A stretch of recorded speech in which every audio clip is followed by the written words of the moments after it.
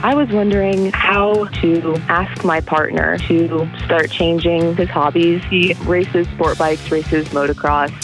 Okay. And he was involved in a pretty serious crash. I just want to make sure that he's ready to prioritize having a family. Okay, but I want you to be careful about that language, okay?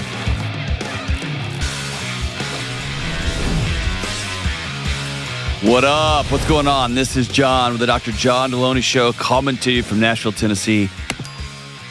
Pulling up a seat next to you at some little diner somewhere, talking about what's going on in your life, your mental and emotional health, the trauma you're going through right now, your marriage, your relationships, whatever you got going on.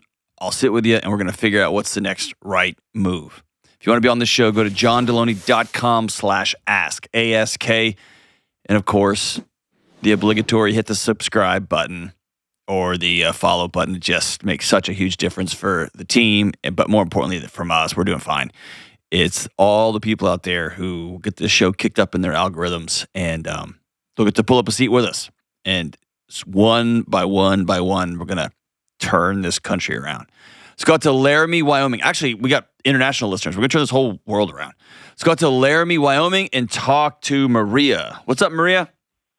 Hi, Dr. John. How are you? I'm great. How are you? Oh, it's a beautiful day to be living in Wyoming out here. It's gorgeous. Oh, I've so over-romanticized Wyoming. It's a place I want to go spend some time, and I'm afraid if I go there, I won't want to ever leave. So one day. Yeah, it's the best. What's up? Well, I have a question for you today. That's why I called. Very cool. I was wondering how, or if it's appropriate, or if I even can, ask my partner to start changing some of his hobbies and focusing a little bit more on family time as our life changes a little bit. Tell me about it. So I got engaged a little bit earlier this year. We're getting married at the end of this year. Both of us are super, super excited to have kids and kind of start that phase of our life now. Mm-hmm. He has a lot of different hobbies, though, and I'm a little bit worried that some of those might get in the way of raising our family. Tell me about them. I mean, is it video games? Is it like what are the hobbies?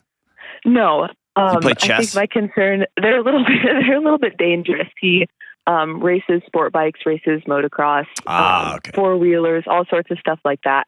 And he was involved in a pretty serious, significant crash and accident related to those. Yeah. So that happened recently. He's going to heal fine and everything like that. But if that was something that happened, a few years down the line with two kids at home, it would have been a totally different story. So I don't know if it's appropriate to ask him to start giving some of that up, because I totally, I want him to enjoy his life. I don't want to ask him to give up the things that he loves doing either. Yeah, entering into your marriage, I don't ever want you to be hedging or wondering, am I allowed to say this thing? Yeah. Or do I need to keep a concern I have about the man I love, about our future family? Do I need to keep that silent so that he can fill in the blank? Yeah. That to me is the root challenge here, okay? Just plain speak, my wife has asked me over the years to think. She's never said, no, you cannot do that, right? But she has asked me to think through a decision I was about to make about something I was going to do, whether it was wise or not wise. Almost always it's not wise, right?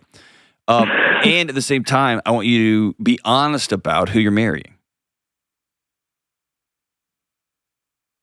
Okay. Is that fair? Yeah. So I am not a motorcycle guy. I never have been.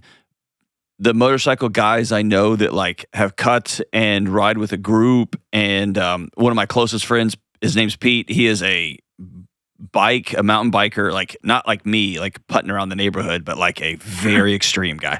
And he does crazy jumps. He does crazy stuff. Yeah. And he broke almost every bone in his body a few months ago. So, and he's got a little girl, and he's dialed it back.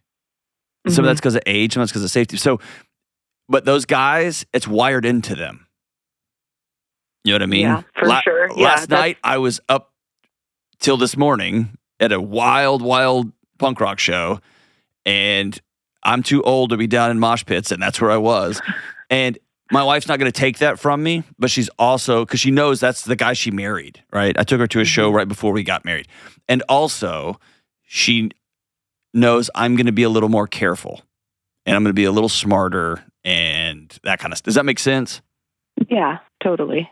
So yeah, you're well within your right to say, hey, this is a wake-up call for me. I need to be honest with you about some things that scare me. Okay. And is there a way that you can do four-wheelers, you can do these things, and you'll make a commitment to me to not be nuts? And he knows, everybody knows there's a difference between I can make that jump and hey, I got a little kid. I'm going to sit this jump out. Yeah.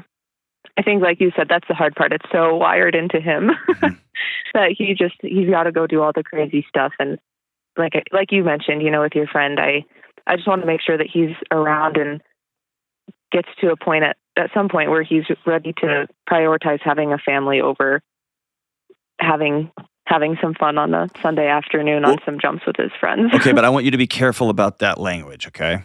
Yeah.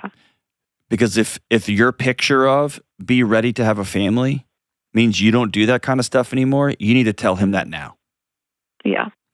And if your picture of you need to, when are you going to be ready to quote unquote settle down and have a family means, I still want you out with your buddies. I still want you out riding bikes. This accident you had scared me to death. Are there some things you can do? You'd be willing to sacrifice when it comes to doing all these things? Yeah. And it's probably worth you watching the movie Free Solo with Alex and his new girlfriend and fiance. Mm-hmm. Because it's a good meditation on her understanding this is what I'm signing up for. Yeah. And he's got 2 little kids now. And if you heard some interviews recently, he's talked to he climbs up these insane mountains with no ropes. Mm-hmm. That's what he does. If you haven't seen it, it's an extraordinary documentary. But also, he has scaled some things back. He's got 2 little girls now. Yeah. But he's still out climbing every day, I tell you that. But I want you to be honest about what your real picture, not the words, but the real picture of when is he going to settle down and prioritize us. Because if that means getting off a bicycle, if that means never going vroom vroom, getting away from engines, you all need to have that conversation.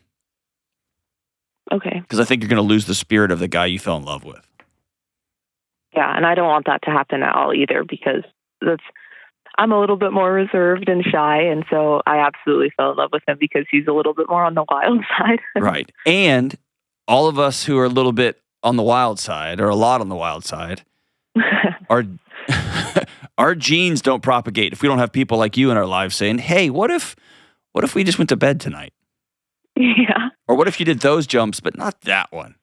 Mm-hmm. Right? And there's an extraordinary, beautiful balance. And if he called and said, my fiance is telling me to not be so crazy, I would say, yes, she gets to do that. And you get to make a choice. There's a fine line between excitement, there's a fine line between super fun, and there's a line of reckless. And I've crossed that line many times. But as I've got little kids, I chose, by having children, to come back from the reckless edge, right? Mm-hmm. So yeah, you're well within your right. I would say it's an obligation that you have to put your fears on the table. Yeah. And if you are honest with yourself in the dark night of your soul and say, I don't want to. Let me put it this way. My mom, her husband, my dad, was a SWAT hostage negotiator and a homicide detective. Mm-hmm. When I was getting out of college, my mom actually said, you can do what you want with your life. I'm going to ask you to not be in this profession. And I said, why? Yeah. And she said, every single day for the last 25 years, I've held my breath until your dad gets home. Mm-hmm. And that had never occurred to me. Now, if I'd gone into law enforcement, if I'd gone into FBI, whatever, she would have been my number one supporter. But that was like, man, that's a real thing, right? It's a real thing. Yeah. And so I want you just to be honest about it. Can you do that? Yeah, absolutely. That's amazing. Do you want him to never ride a bike again? No, I want him to ride a bike again. I just want him to do it. I want him to do it safely. Awesome. And can I tell you, there's going to be more broken bones? I promise you. Yeah. Promise you. There are. And I don't know that you'd want that life without it.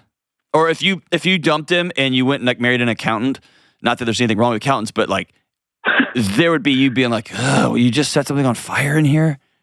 Yeah. When he's showing you a totally. spreadsheet, right? That's what you'd want that. It's just that fine balance. But the bigger thing here is you putting this all on the table. So proud of you for having the conversation, and I'm gonna be real proud of you when wait till the acute wounds have healed, right? Maybe when he's out of some casts and y'all leave the house and y'all go to breakfast and you say, okay, I've got some fears I'm gonna put on the table and lay it out there for him. You're a great, great fiance, and y'all are going to have a great future together. Unless you don't want him riding bikes, and then there's going to be that. When we come back, a man asks how to navigate a disagreement with his wife about having another child. I've never talked about this on my show ever before, but I love my dogs. Right now, I've got 3 dogs. I've had dogs my whole life. I had my ride-or-die dog in college, the dog I got when I got married, and like I said, now I've got a house full of 3 dogs. And we've got turtles, snakes, we got all kinds of pets at our house. And when you have kids and tons of pets, you're gonna need pet care. And if you're like me and you love your pets, you have found yourself trying to find a vet in the middle of the night, spending all day trying to find vets for regular care, and it's impossible to get an appointment, and all any of us want is just some information and care from people we trust for our pets. And this is why I love Dutch. Dutch is the leading pet telehealth service that gives you 24/7 access to licensed vets anytime, anywhere. Dutch can treat over 150 common pet conditions, giving you expert care in minutes with no waiting rooms and no long waits to get in. That's amazing. With a 10-minute call from your home, you can be on your way to a treatment plan. The Dutch membership covers up to 5 pets. You get unlimited visits, unlimited follow-ups, and prescriptions shipped free. And with my code, all of that is less than $7 a month. The average pet owner saves over $800 a year with Dutch. If you have ever felt helpless trying to get care for your beloved pet, Dutch gives you the peace of mind you've been looking for. Go to Dutch.com/Delony and use code Delony to get $50 off a year of vet care. Again, that's Dutch.com/Delony. Use code Delony. Go love your pets.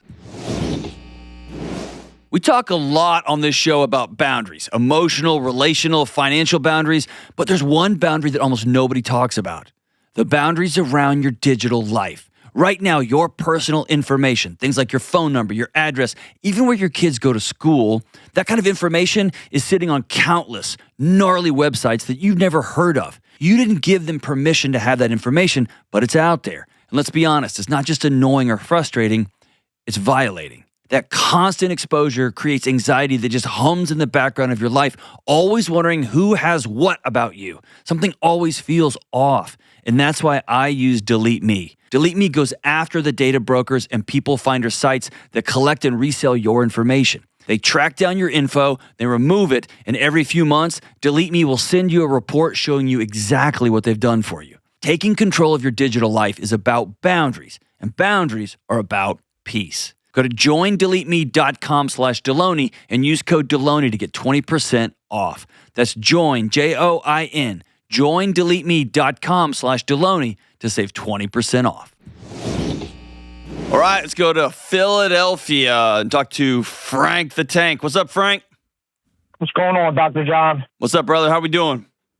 Pretty good, man. I just want to first and foremost say thank you for being so vulnerable with your therapy and stuff. For the first time in my life, I went and sought help with therapy. So I appreciate you being so vulnerable and helping us guys out there that is hard for us to seek those type of things, man. I appreciate you. Hey, it's hard for me too, man. It's hard for me too, and I appreciate you guys walking alongside me, man. I'm trying to figure it out like the rest of us in real time. Yeah, 100% right, man. 100% right. Well, I appreciate you, bro. What's up? I got a question about my wife. So, how do I have a discussion with my wife about her desire to expand our family, but also emphasizing the need to manage our student loan debt and save for a home? And additionally, if having a baby soon is her only options, how can I navigate the challenge of being a present father and husband while also taking a second job that requires being more to be away from my family? Okay. That's like the most difficult part about it. You know what I mean? Yeah, totally. So number one, this is a really important question. I'm grateful that you called. Number two, before we dive in, I want to back out and I want you to sit with me and look at the frame you've given yourself. Okay. You've given yourself an either or. Either we don't have a kid or I have to take a second job and I'm not going to be a good dad. Correct. And that whenever we do that, we either or ourselves, it's a way we get trapped and then our bodies start to react with fight or flight. And you feel like angry about stuff, or you feel like I'm just going to shut down and get out of here. I don't want to talk to you. You see what I'm saying? You know those feelings I'm talking about? Absolutely. Yeah. Right. No, I struggle between, giving my wife, what she desires as, expanding our family. Cause she wants a girl. We got 2 boys right now, 6 and 2. And she wants to have a girl and she wants to go for the third. But, I'm 31 years old now. And all I do is think about, our financial side, about retirement and stuff like that. I'm a huge follower of you and Dave Ramsey. Yeah. So I try to balance those 2 things of being able to, and I do want to expand our family, but it's, I'd like to wait 3 or 4 years to be able to pay off some student loans and be able to save for a house, but it's just a difficult situation. Yeah, for real, man. All right. So let's back all the way out of this thing. Has the first 2 kids coming along? How old are they? One's about to be 6 at the end of October, and one's about to be 2 at the end of December. Okay. I'm going to throw some stuff up against the wall, and I want you to tell me if it sticks or not, okay? Absolutely. Almost always when I have this conversation with somebody, underneath everything, the finances is 100% real, right? It's a absolute nightmare for families right now, especially young families like you. Underneath the question, beneath the question is, there's been a significant change in your marriage relationship. Often guys feel like I lost my wife. Or Correct. The first 2 pregnancies were not super great, or they were hard, or they were tough to navigate, or we lost each other for a year or 2, and right when we were coming back, we had another kid. So tell me about the pregnancies, and this is not bad-mouthing your wife, and this is not you in any way saying I'm not happy to be a dad of 2 rambunctious fun boys. It's not it at all, but it's just being honest. How was the birth? How was the pregnancy? How was the year after those kids were born? So we moved to Texas for my job, and we ended up, as soon as we moved down there, we were 2 years out of college, and 6 months into us moving to Texas, we had the babies. I wasn't making good money by then, so it was stressful trying to deal with the money situation and everything like that. And then we moved to Colorado for a couple years, and then we moved back home to Pennsylvania. When we had the second one, I was doing a little bit better financially. Right now, I'm financially making really good money. My wife has been a stay-at-home mom for 2 years. And right now, I just feel like we can't get ahead. The whole pregnancy thing was the greatest thing because okay, awesome. When I was younger, I couldn't. I didn't know if I could have kids. So this was kind of like a blessing in disguise. You know what I mean? Yep. So it was one of the best things that ever happened to me. Pretty much saved my life. Awesome. But yeah, it's the whole pregnancy part has been amazing. It's just me, the financial side is really the hardest point for me to overcome. All right, that's awesome, dude. That's like that makes me feel better. All right, so that takes a big variable off the table. You feel connected to your wife. You love being a dad. All that stuff's good. Okay, absolutely, awesome. That makes my soul full. That's rad. Okay, so the next step here is walk me through your money situation. What's your financial situation? So I make a little over 6 figures right now, okay. Which is the most I've ever made in my whole entire life. Is it stable?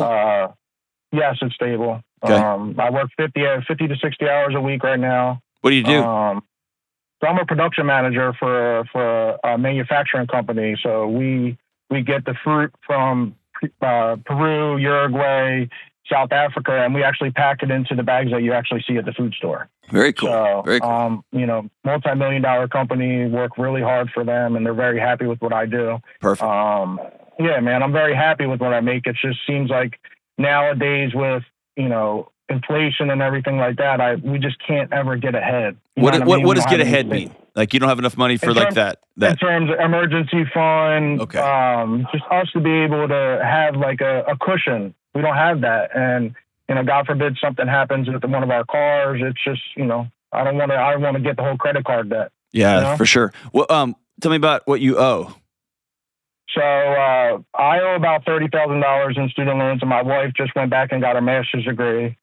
She just passed her exam probably about last month, and she's about 85. So between the two of us, we're about $110,000 in debt. What was the purpose of getting a master's degree and going almost $100,000 in the hole to be a stay-at-home mom? So she'll be making very, very good money. We can pretty much double our income if she was to go back to work. But the hard part about this whole conversation having with her is that she doesn't want to, if we do have another baby, she doesn't want to send the baby to daycare. She wants to stay home with the baby. And that's fine with me. It's just, it puts a lot of the stress and pressure on me to be able to provide, like I feel like I should be. You know what I mean? Yeah, totally. So I'm going to say something that's going to get me in trouble, and that's fine. I'll take the heat on it. And I know y'all make these decisions together, and I don't mean to divide you here, but I'm going to speak it this way intentionally, okay? Absolutely. She had two competing dreams. Mm-hmm. One, to have a master's degree. I've got one. My wife has one. I love that dream, okay? One, to be an employee somewhere doing something, making really good money. I had that dream. My wife had that dream. And she has a competing dream, which is she wants to be a stay-at-home mother of a 3, maybe 4 kid household. Another amazing dream. The challenge is she chained herself. Y'all chained yourselves to $85,000 behind you. And so this dream she has, the dream y'all have moving forward, is dragging this $85,000 kettlebell behind you. You get what I'm saying? Absolutely. 100%. I know exactly. You hit it right on the head. And so the reality of the situation y'all have is y'all dug together a $115,000 hole. And I think you're wise to say, whoa, before we bring another human into this mess, we at least need to start scrounging and scratching and clawing to fill this hole in. Correct. And that was my whole point to her. I mean, we're 31 years old, and my solution, 3 or 4 years, if she was to go back to work full time in 2 years, if we really tackled it like Dave Ramsey likes to do, we can pay off all of our debts in, a year and a half. Tops. Well, you know what I mean? Here's the yes. And you don't want to wait that. She don't want to wait that long. That's the issue. You know what I mean? Yeah, but it can be both. She's going to be too old. Correct. I agree. Yeah, I know. And in her defense, when you walk in and you're pregnant at 34, 35, they start calling you a geriatric pregnancy. Yeah, everybody circles the wagons and tell you that you're probably going to die. Like I remember my wife was pregnant. It was wild, the language the doctors used. And my wife would come home like with her head down. And it's just it's the language. And so I get that totally, right? Totally get it. And that's just me as an observer. I don't even have the lived experience there. I'm just a dude. I didn't get it. But listening to how they talked to her was tough, right? And that y'all have a math problem. And here's what I want to break down the timeline, okay? If you sit down with her and say, being your husband is the greatest call of my life, and I love it. Is that true if you were to say that to her? 100%. Awesome. She knows that. Okay. She knows that. I know, but sometimes we think our wives know that, and it's good to not just say it in passing, but to go out somewhere, get away from the house, and look her dead in the eye. Okay? The second thing is, being a father is the greatest job I'll ever have, and I love it. And I would love to have a third kid. If that's true, say that out loud. And we have a math problem, a big one. And so if I look at the timeline, if you were to present and I know this is a curse word these days, if you were to present a budget and said, if you go, and I'm going to pretend she got a master's in nursing, okay? you're going to go make $90,000. For 2 years, our 6-year-old's in school. Our 2-year-old is going to be at a Mother's Day Out program half the day, and we're going to have a babysitter. Right. Every single penny you make of $85,000 or $90,000, every penny goes into the student loan fund, all of it. And I don't know what you're into, whether you're into hunting or basketball or NFL games or what, I don't know. I'm not going to go to any games. I'm going to put this much money into this pot. We're going to really fill this hole in and make a compromise and say, when we get this number down to 70, I'm all in. I'm sorry, when we get 70 of this wiped out, we got 50 left, I'm all in. Or we pay these things off, I'm all in. And by the way, if y'all get on a really ninja type budget, what you're talking about is waiting to get pregnant for 6 months. You're talking about 8 months, because then you got the time it's going to take to get pregnant. Maybe you get lucky on month 1, but the data would tell me probably not. So you take 2 or 3 months, and then you got 9 months, right? So you got time, is what I'm saying. Absolutely. And now I totally agree. And now we got a map. Yeah, that was my whole point. It's because I make a decent amount of money and we live very not frugal. You know, we don't spend a lot of money. She would work, and legit every single penny that she would make would go towards that student loan fund. I know, but but here's what happens in these conversations. She says, I want to have a third kid. My clock is ticking. And that's a true statement, right? It's real. That's true. And yes, sir. Your response is very real. We can't afford that this second. In a couple of years, we could. And what she hears is he doesn't want a third kid. And what you're hearing is she doesn't understand how scary things are financially for our family.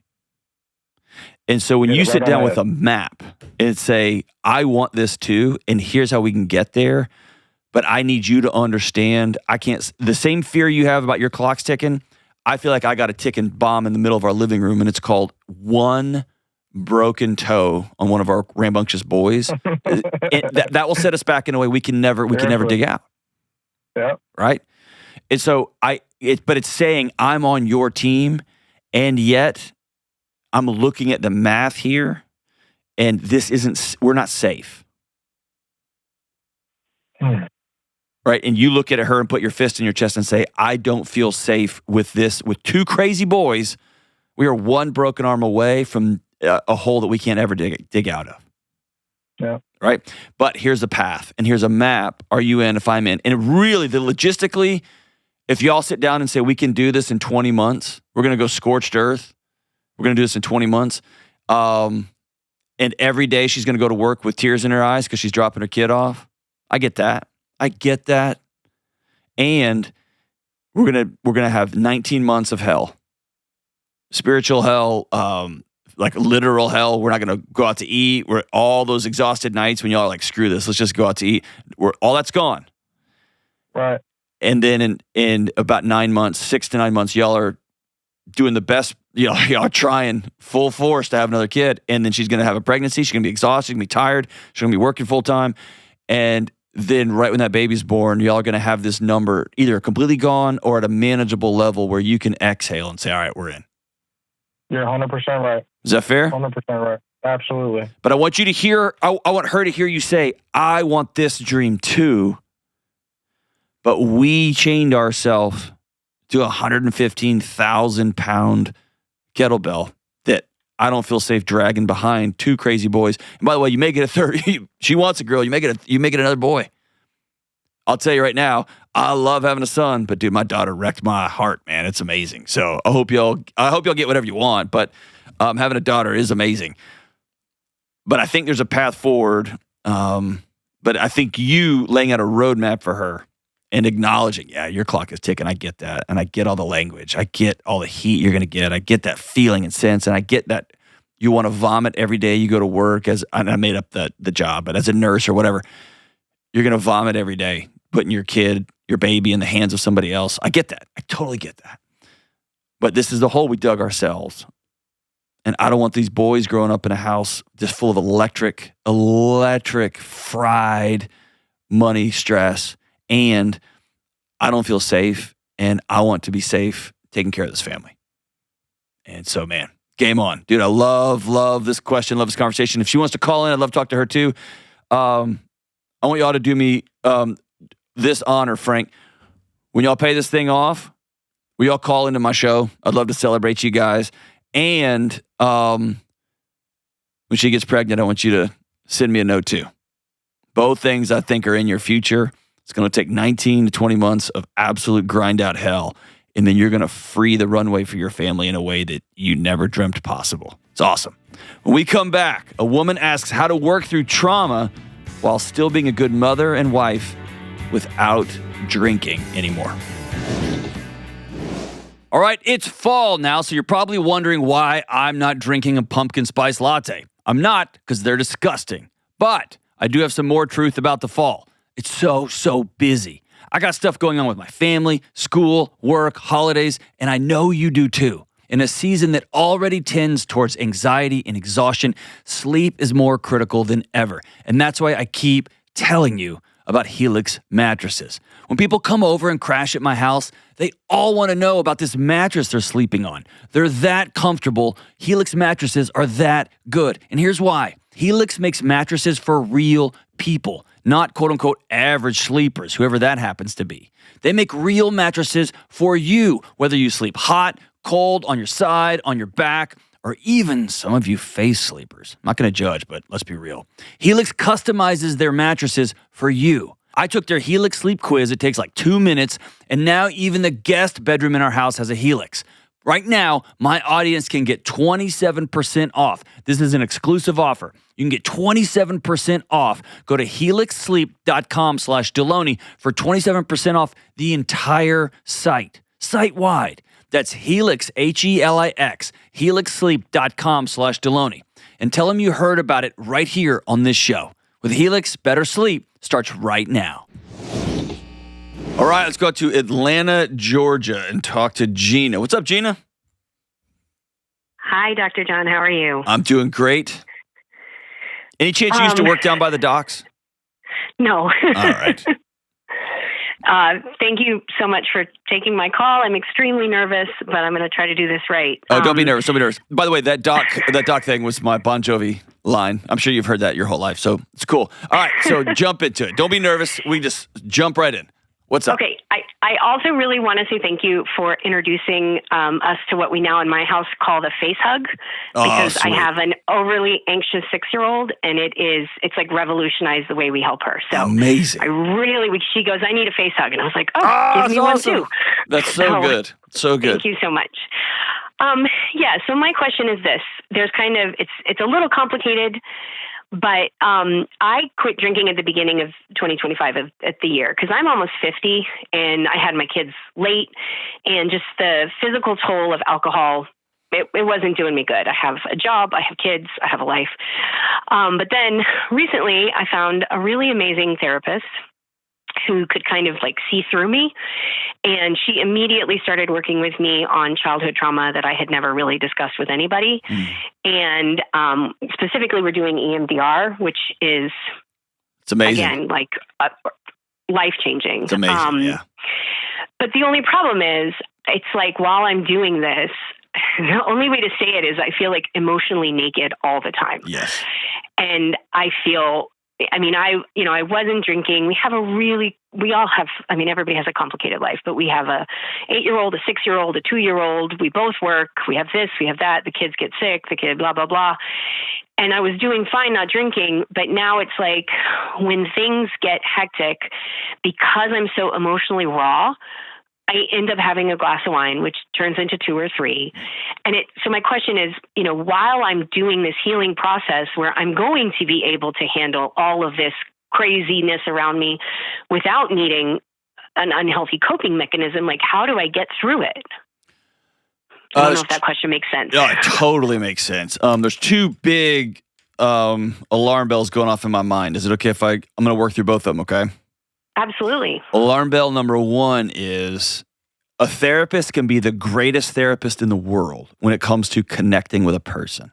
And that is a skill, and it's an art, and it's just a talent. People are innately, like, they can connect with you, right? And it sounds like you have that, right?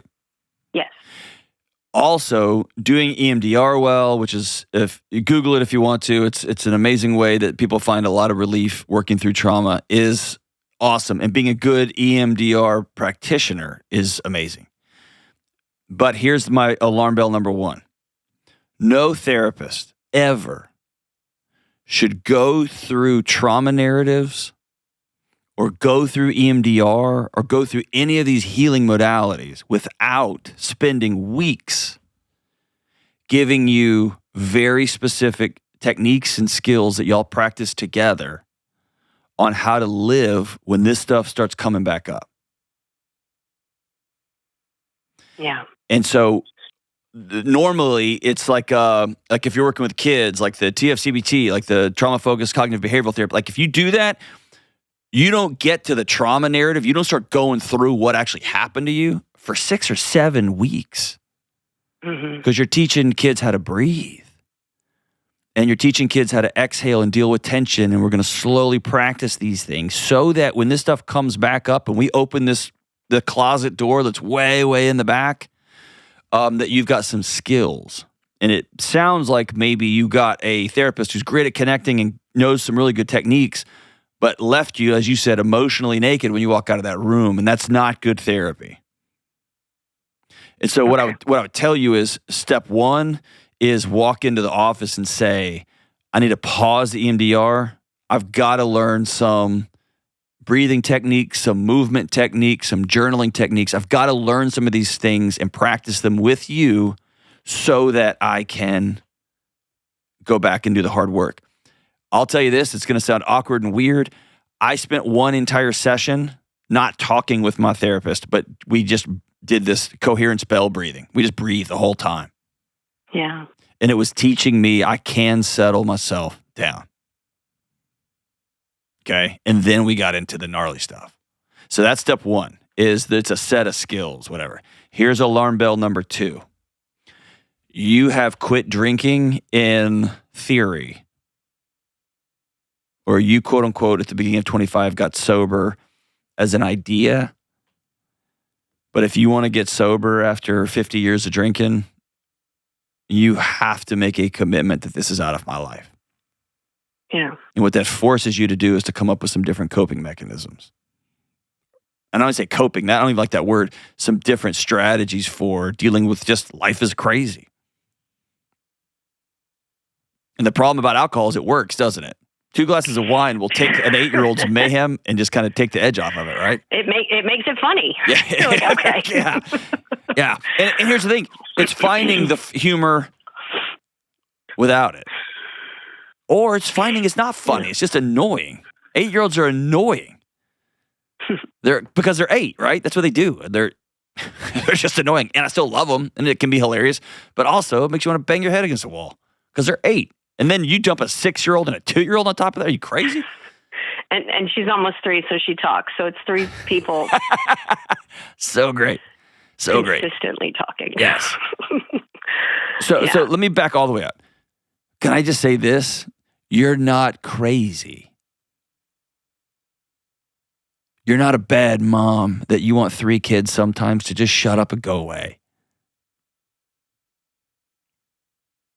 You're not a bad wife that you want your husband to just go lay out in front of traffic and maybe a car will hit him so he'll be quiet and stop pawing at you. And you're not nuts. All of this stuff is real. And it's okay to have 3 beautiful kids and be so annoyed that you just want to go run screaming into the night. Yeah. It's okay if you're laying in bed and you just have your eyes closed and you're dreaming about how quickly you could pack a duffel bag and just be gone for a weekend and no one would know where you are. And the funny thing is, it's like, I wish that I could, I wish I could go away for a month and just do all of the hard work and, come back and be like, okay, guys, now I'm good. And Gina, if that's what you need, that's not a bad thing. Yeah. I've got some colleagues at a place called The Bridge in Kentucky that are masters. They're amazing. And you go away for 30 days. Yeah, I don't think we can do that. Why? Tell me why. I don't even know your situation, but I don't know but I bet you could. What do you mean you can't afford it? What do you mean?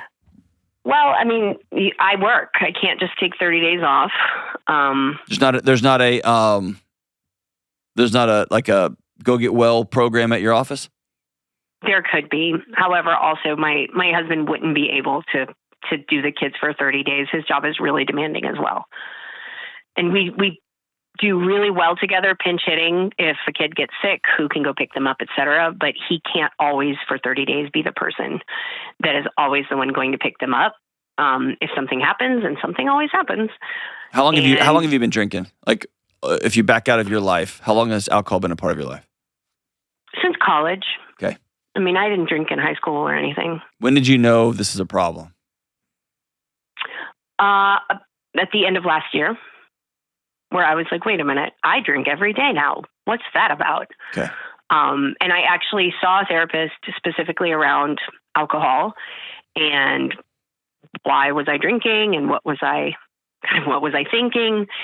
And I feel like it wasn't until working with the therapist I have now that I could even see that I was just trying, to drown. It's interesting because when I had the sexual abuse that I'm trying to work through, I was the age of my eldest daughter. Correct. Yeah. And so my therapist is like, let's kind of connect some dots here. Yeah. This is really all starting to hit because you are starting to have fears. You're being very, I will say this about myself, very reactionary. And pretty much the idea of, the way you're reacting is not the you today of your mature adult woman self. It's the 8-year-old that's screaming for help and not being heard. And beautiful. And now but now that 8-year-old has 50-year-old muscles, and I'm going to start hitting everybody I can. Because now I feel like I can defend myself. Yes. I like to say that your body puts little GPS pins in your nervous system. And that 8-year-old alarm bell is like, oh, there it is. Right. Your therapist is dead on. Or drink so I don't act like that. Well, and think about drinking. It's just climbing up and taking the batteries out of the smoke detector. Exactly. Your house still on fire, it just doesn't ring so loud, right? Yeah. I want to tell you with all the love in my heart, we're friends, right? We're good? Yes. Listen to you every day. Okay. The words I can't or he can't is addict language. It is this idea that the way my life is on a set of train tracks that cannot get off for any reason at any time. And I want to just tell you categorically, when people say those things, almost always it's not true. Almost always. I can't, so I have to, ... is addict language. And so one helpful exercise could be with your husband and or with your therapist is to take your arm, metaphorically speaking, and wipe the deck of your life. Wipe your calendar, wipe your professional lives. And I'm not saying you quit your job. Of course you can't quit your job. Your husband can't quit his job. And you got 3 kids that have needs. But what must be true, not right this second, but what must be true for us to have the life we want 24 months from now? Because here's the question. You're going to be 52. Do you want to be 52 laughing your head off with a 5-year-old and a 10-year-old and an 8-year-old? Or do you want to be 52 still beating yourself up as you walk by the wine cabinet? Yeah. That's the question. And when you're 52, this 1 month of going to get sober, and I'm not saying you have to go to an inpatient program, but if that's what your body's telling you, that's what your therapist is telling you, consider it. Would you rather have had a logistical mess of a 30 days and be the mom that laughs and breathes in her own house, or keep white knuckling everything? And I think it's interesting what you say about having to be completely sober forever, because it's almost like an escape, like a backdoor. Well, I don't drink, but when things get really rough, I can drink. That's right. Instead of when things get really rough, I do these things that are physically healthy for me and physically safe. And sometimes when you're trauma healing, sometimes what I can do is I can just ride this wave. Yeah. And I know this feeling isn't going to be here forever. I know this impulse isn't going to be forever. I know my 10-year-old is playing with a couple of friends, and one of the friends' older brother just walked in, and my body goes to war, and I also am present with reality. It doesn't take the bomb going off in my chest, but it does. I am able to extend that gap a little bit before I say anything, and I can exhale. Yeah. Whew. And I can be present here without running and hiding or beating up some 11-year-old boy who just walked in the wrong room at the wrong time, right? Mm-hmm. And I'm going to stay hypervigilant because that happened and it could happen again, right? It's all that stuff is there. So it's not even about numbing it or doing away with it. Those feelings will be there. It's just that your body won't go back to being an 8-year-old. They'll stay in your 50-year-old present self. Yeah. And I think a lot of people think healing means I don't ever think that thought anymore. I don't ever feel that feeling anymore. That's not true. Healing is when those things come, I can go do the next right thing. Yeah, and it's fascinating because the work we've been doing is me actually going back and getting my 8-year-old self. Yep, it's awesome. And so that when those kinds of situations, yes, the 8-year-old self starts to scream, but internally in your head, and it sounds woo-woo, but it actually is working. Internally in your head, you're like, here, come here, let me give you a hug. Yeah. You're not there. We're here now. We're here now. I'm in charge, and I got this. Yep. And sometimes I think I've talked about on the show, if I showed up at a house at 2 a.m. and somebody a loved one had just died, especially in a tragic way or in a gruesome way, often one of the things we would do is I would take that person and I would either put their hand on my chest, literally, or we would hold hands so they could feel my slower heart rate. And we would walk down the street and we would either count trees or we would count cracks in the sidewalk. And what that did was it brought you from wherever you are, not here, to right now. You weren't safe then, but you're safe now. And that's just some of the exercises that I want you to be direct with your therapist and say, I need to pause this. Okay. I'm out of skills for being out of here. So whether it's breathing, whether it's journaling, whether it's writing letters, whatever the thing is, I need some stopgap skills and I want to practice them with you. And if your therapist says, well, we're going to continue, I'm telling you right now, I have one crutch when my foot starts hurting again, and that's a drink. And so I need to get some different crutches while I'm healing. Mm-hmm. And that's the therapist's job, is to walk you through those things and practice them with you. Yeah. I've taught those things and I've received those things. They're real and they're a critical part of this. But I want you to get serious. The other thing about drinking is if it's not in your house, you can't drink it. You can always stop and buy some. You can. But if you leave your ATM card at home and you have $20 in cash in your wallet, I mean, you can put some hurdles up. Of course, anybody who wants it is going to find it. I know that. But you can put some hurdles in front of yourself that give you a chance to exhale and breathe before you do the next thing. But if you're going to get serious about getting sober, you got to get everything out of your house and you got to put some brakes, some hurdles in front of you, some very serious hurdles. You probably need to go to a meeting. Start going to meetings. I don't have time. You do have time. I would say you don't have time not to go. And your husband can figure out what he needs to do at work. I don't have time. This is a serious thing. And often we cast that onto our partners. But if we actually sit down and say, I'm ready to make a change, our partners step up in amazing ways sometimes. Often they do. When they fully understand what's going on. It's different than, I need you to pick up the kids. I'm ready to get well forever. And I'm going to need you for 30 days. Cool. Well, I'm going to figure this out. We may need to hire a high school kid to pick up a kid from school or what. We'll figure that out.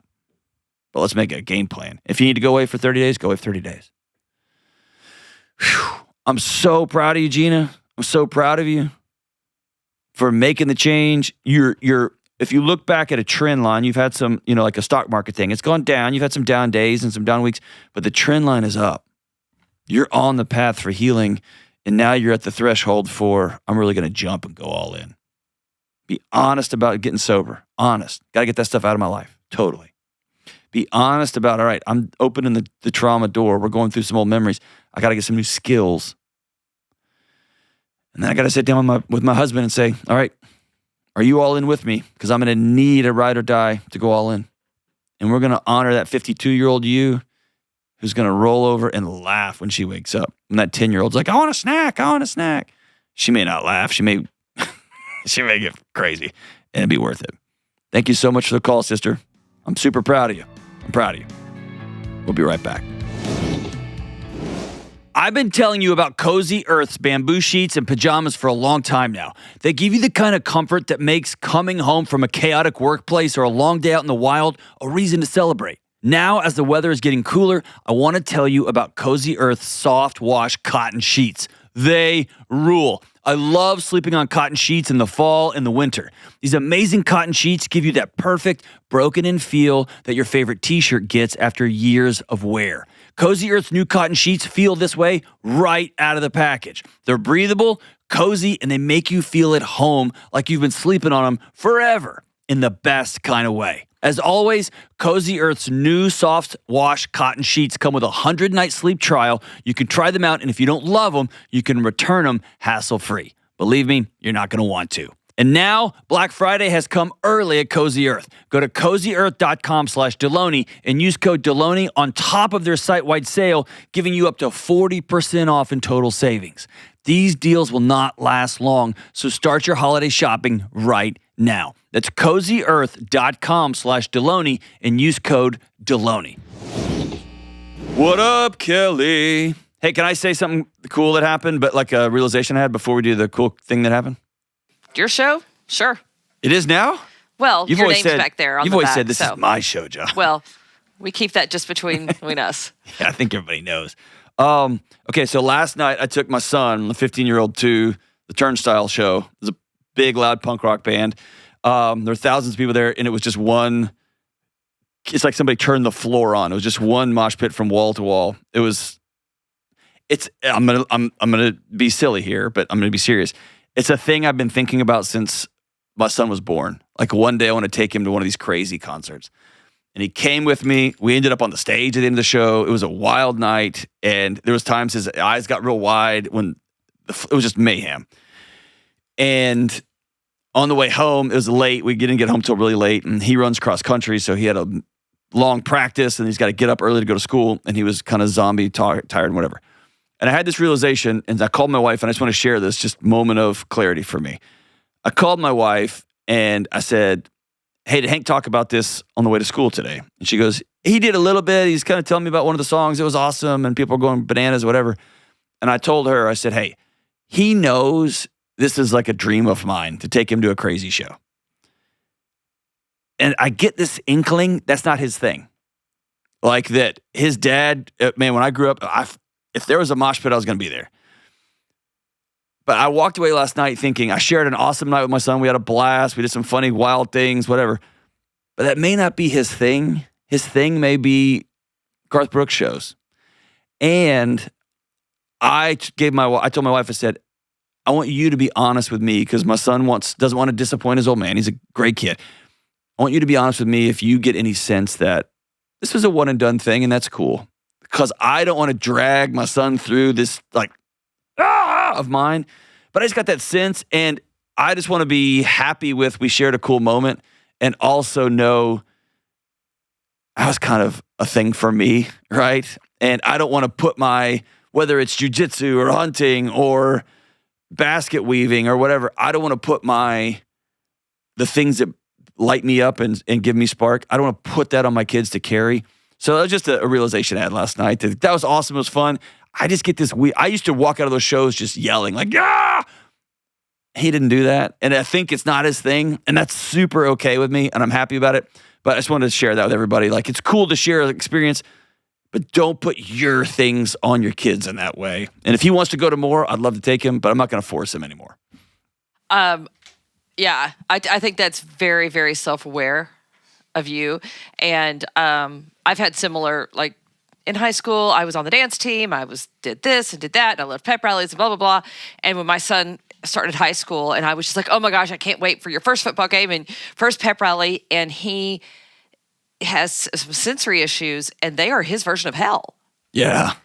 And so, and I was like, what do you mean you don't love it? It's so great with 2,000 people and it's loud. And he's like, it's awful. I can't function. So he didn't go. And it took me a while to be like, and that's okay. Yeah. And he's got great friends and a good gang. And yeah. Yeah. And so I think that is a hard part of parenting is realizing that. It's the worst part, but it's also the best because you get to watch this independent human. Just kind Let of them be their own person. Yeah. All right. So what's a cool thing that happened? All right, this one's short, and I had picked this one prior to the call that we just took, and then you said something at the end that was like, oh, this is perfect. So this is from Emily in Portland, Oregon, and she writes, on the pod, Dr. John often suggests to overwhelmed stay-at-home moms to get an 11 or 12-year-old to come over and play with the kids so mom can get a break. Well, I took this advice, and now we have a sweet 11-year-old girl from church that comes over every other Friday to play Hot Wheels with my 3-year-old and 18-month-old sons. Now I think my 3-year-old wants to marry her. But thank you for the practical tip. It definitely helped change things, and it gives me a breath of fresh air. Oh, that's awesome. It's those little bitty tips. Like, it feels like the whole world's crashing down. It's like, actually, just do that. Try that. Just a tiny little place where the light can shine through. That's it. And then it ends up, man, that lights up the whole room. It's awesome. Hey, appreciate you guys being with us in the show, listening to the show. I'm going to say this over and over and over again for the next however long till the internet gods shut me up. The world is going to change through how you choose to interact with your spouse, with your kids, and with the person at the grocery store, with the guy who just cut you off in traffic. We get to choose to exhale. We get to choose kindness. We get to choose the next right thing. I'm going to do my best to make that choice. I'm going to ask you, make those next right good moves. Love you guys. Bye.